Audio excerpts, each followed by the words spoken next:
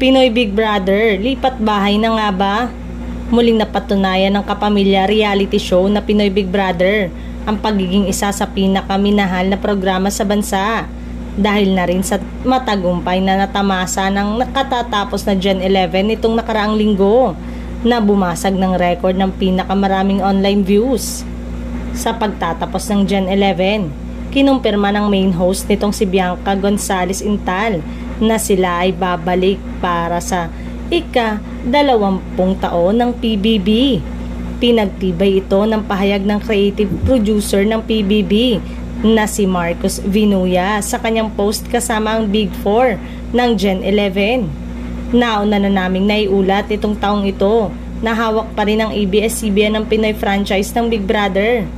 Ngunit may mga maugong na bulong-bulungan sa social media na posibleng matuloy ang sinasabing collaboration ng Kapamilya Network sa GMA Network upang mai-ere ang susunod na season ng patok na reality series. Kung magkakatotoo man, ito ang unang pagkakataon na masisilayan ng mga kapuso ang naturang programa. May mga chismis ding nasagap na isang panibagong bahay ang gagawin umano na isa pang lokasyon.